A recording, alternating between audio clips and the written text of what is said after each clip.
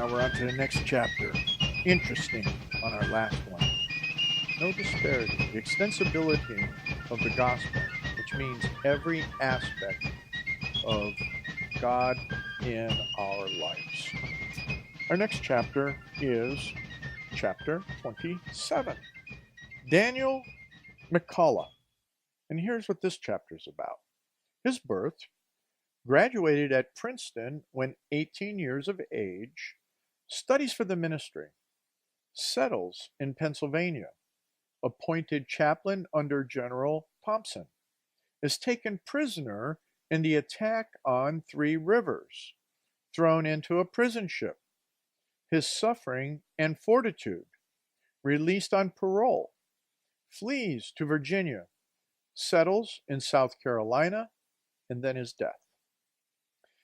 Daniel McCalla was born at Neshaminy, Pennsylvania in 1748. Fond of study and gifted with a fine intellect, he was able to enter Princeton College when only 14 years of age and graduated in his 19th year. And just stop for a second. So when you, my grandchildren, are 14, I'm sure you're going to be ready for university. See, Sam Adams was. He went to Harvard at 14, and here we have, Mr. McCalla going to Princeton at 14. Well, we shall see. So he graduated in his 19th year. He did not immediately commence the study of his profession, but took charge of an academy in Philadelphia where he remained for some time. He kept the ministry, however, constantly in view, and in 1772 was licensed to preach, and soon after settled over the United Congregations of New Providence and Charleston in Pennsylvania. But before the year of his ordination closed, blood had flowed at Lexington and Concord, and he saw that the long-dreaded conflict had come. He had watched the approaching storm with the deepest interest, and in and out of the pulpit proclaimed the duty of resistance, okay? And not resistance to good stuff. Resistance to evil, children. Resistance to evil. And tyranny and despotism, okay? So he proclaimed, from the pulpit, proclaimed the duty of resistance and aroused the martial spirit of his hearers. And now, when the war had actually commenced, he could not remain at home an idle spectator. Offering his services to Congress, he was appointed by that body chaplain to the troops under General Thompson, which had been ordered to Canada. In the unfortunate attack on the British at Three Rivers, he was made prisoner. General Thompson, at the head of 1,400 men, had been ordered by Sullivan to join St. Clair and proceed to this place. And if on a close inspection he should consider it advisable to attack it. The force under his command, about 2,000 strong, dropped down the river in the night and drifting noiselessly by the British vessels that lay at anchor in the stream, rapidly approached the post. Thompson hoped to reach it before daylight and carry it by surprise. But contrary to his expectations, he did not arrive till nearly sunrise. He had scarcely commenced landing when the rolling of the drum, beating to quarters, told him that he was discovered. Seeing that an open battle was now inevitable, he hastily marshaled his troops on the shore and prepared to advance. But to move direct on the place, he discovered, would expose his column to a flanking fire from several vessels that lay in the stream, and he, therefore, made a circuit to avoid them. In doing so, became entangled in a deep morass. While he was floundering through this, the British not only got time to prepare for his reception in front, but also to send a party to the rear and cut off his return to the boats.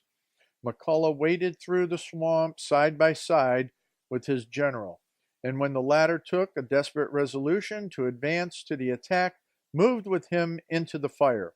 A sharp conflict followed, but it was plain to the most unpracticed eye how it must terminate, and that the enterprise was a failure. They could not advance, while the retreat to the boats being cut off, it was equally impossible to fall back. Finding themselves thus blocked in before and behind, and exposed to the destructive fire which was rapidly thinning their ranks, the main body plunged into a swamp near by, where the British did not deem it prudent to follow them. Thompson, however, with his chaplain and some 200 others, were taken prisoner.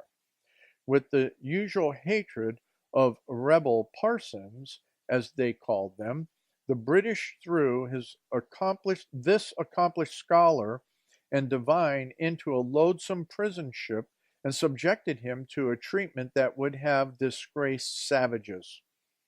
Crowded into the hold with the sick and dying, breathing the foulest air, made the companion of vermin, and compelled to perform the most menial offices, and assailed with gibes and insults, he lay for months on board this filthy, floating lazar house. Food fit only for swine was given him, and even this his brutal captors begrudged him, so that he came near dying from starvation. His fate was that of a martyr, and he bore it like one unsubdued, firm, and noble through all. At length, apparently tired of the attempt to wear out the life of this brave young chaplain, not yet 30 years of age, they, in the latter part of the year, released him on parole. Pale, worn, dirty, and in tatters, but with a spirit unsubdued, he was led forth once more into the free air.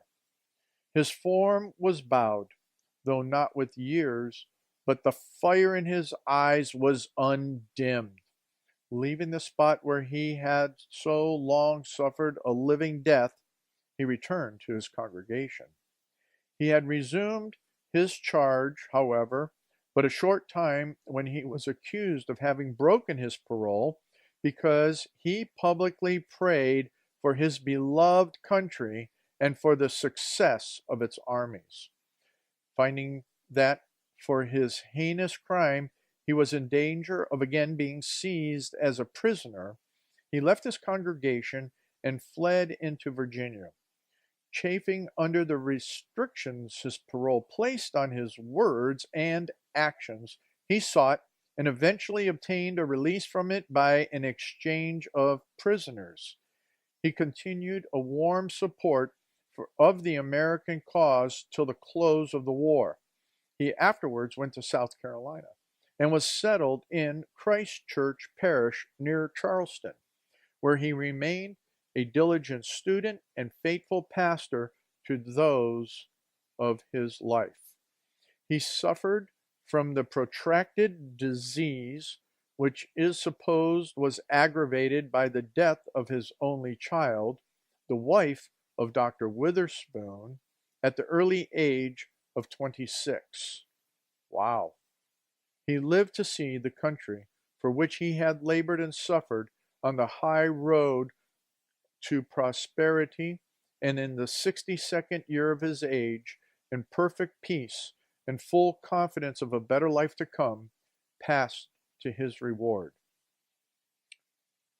This was a very surprising chapter for me, in that not only did he become a prisoner, but the fire never left his eyes. He knew the truth, and the truth of liberty, and what it would take to continue to preach that way and to pray that way and be accused again to be thrown potentially into prison again.